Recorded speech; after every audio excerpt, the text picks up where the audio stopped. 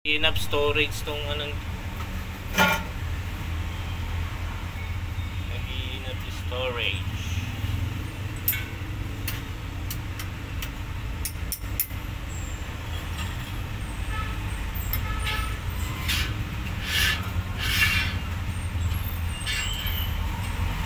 One side wheel.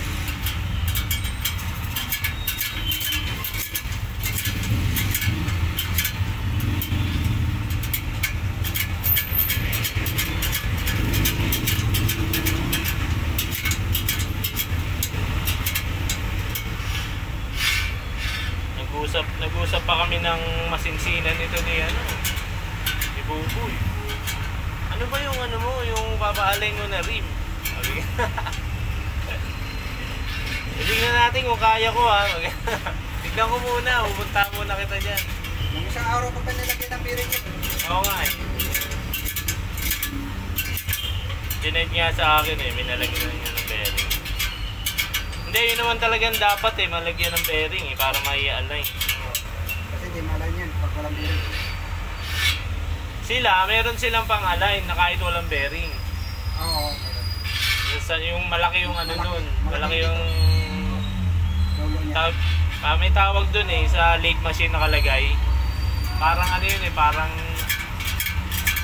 ano, entail, ano, parang gano'n eh. Sabi ko kung boy, pumili ka na lang ito boy. Tayo na lang. Oo, pag-aralan nyo. Kasi kung marunong ka sa late machine, makukuha mo to.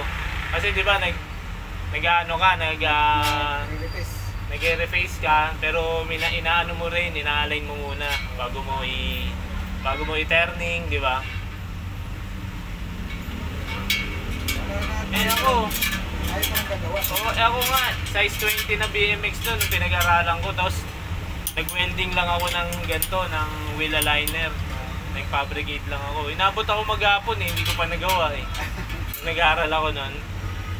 Personal na ano. Tapos hanggang sa tanong-tanong sa mga mekaniko, mga kaibigan. Sabi niya, oh ito, unahin mo ito. Konting advice, tapos konting panood sa mga, wala pa kasi YouTube nun eh. Panood sa mga kaibigan na mekaniko. Tanong. Kahit wala kang magturo sa'yo, panuurin mo lang yan. Oo, eh. Kaya ito lang mo lang yan. Hanggang sa ano, kailangan kasi, hanggang sa natuto, kailangan kasi alam mo rin kung paano ikasa yung rayos eh. Ito yung rayos. Yun ang unang-unang ituturo sa'yo. Paano magkasa ng rayos. Ito, katulad nito. Ang tawag dito, ano eh, yung sawali. Sawali nga daw. Sawali tawag dito eh. Mas matibay ang ganyan kaysa doon sa yung diretso. Kaya kong kopyahin yan. Yung sawaling yan. Ilanan to sa haba niya rice na yan. Kailangan kasi mahaba rice ang gamitin eh para maging sawali. Tapos kailangan alam mo rin yung ano, yung lapad nito. Oo. Yung hub saka yung bilog ng rim.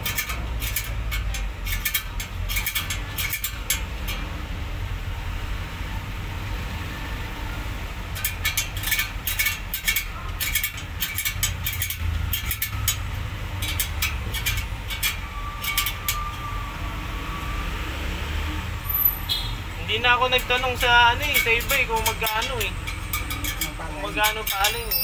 Ano, naisip ko lang, singilin ko na ni Google. Makakaya rin kasi. Sinasadya ako niyan dun sa Vergara eh. Sige, Vergara lang din ako. Sa kabila, parehas kami. Hindi ko na maalala kung paano kami ulit nagkita niyan eh. Kasi kabatch ko yan nung high school. Kabatch ko nung high school yan sa JRC. Hindi ko na maalala kung ano eh, paano kami alam ko, friend ko siya sa FB. Hindi ko na maalala kung paano kami nag-ano ulit yan. Nagkita.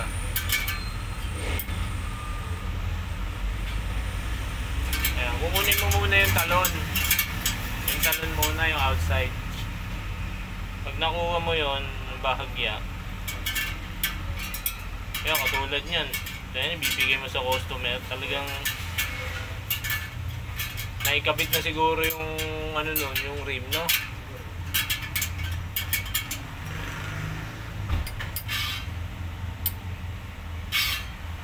Nung ibinigay nyo, kinabitan nyo ng ano, ng bearing bago o meron sila? Siguro meron sila.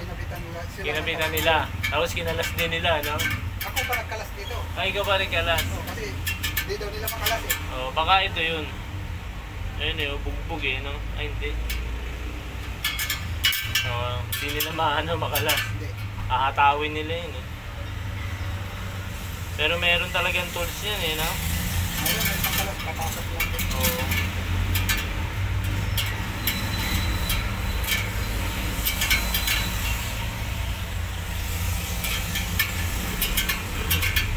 Ito kasi pang bisikleta lang tong gamit ko eh. Meron talagang pang motor. Oo, malaki yun. Malaki yun eh.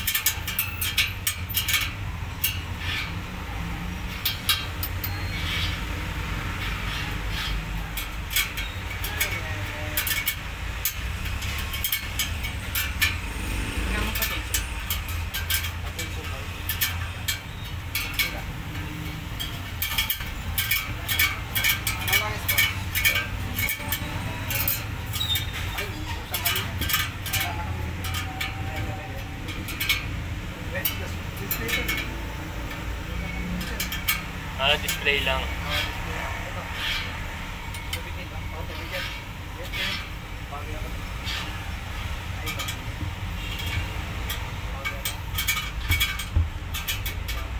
Bago yata eh. Scooter yan. Oo, yan. Ginagamit ko rin yan.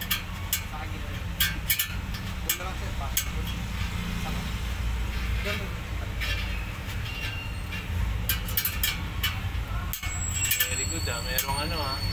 May working area.